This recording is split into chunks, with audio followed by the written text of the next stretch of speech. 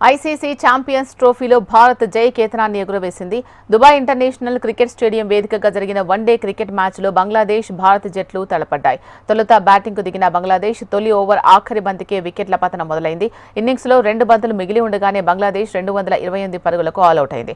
బంగ్లాదేశ్ ఆటగాళ్లకు ముచ్చమటలు పట్టించిన షమీ బౌలింగ్ అద్భుతాన్ని ఆవిష్కరించింది. 10 ఓవర్లలో 53 పరుగులు ఇచ్చిన షమీ 5 కీలక వికెట్లను పడగొట్టాడు.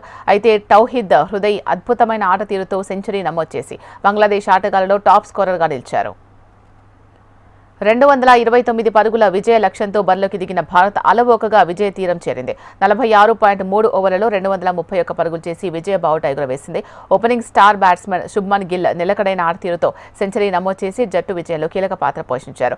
రోహిత్ శర్మ, లోకేష్ రాహుల్ 41 పరుగుల చొప్పున జట్టుకు భాగస్వామ్యం అందించారు. విరాట్ కోహ్లీ 22 పరుగులతో సరిపెట్టుకున్నారు. శ్రేయస్ అయ్యర్ 15 పరుగులు అందించారు. ఛాంపియన్స్ ట్రోఫీలో తొలి విజయాన్ని అందుకున్న భారత్ శుభారంభం చేసింది. Player of the match award Shubman గిల్ను వరించింది.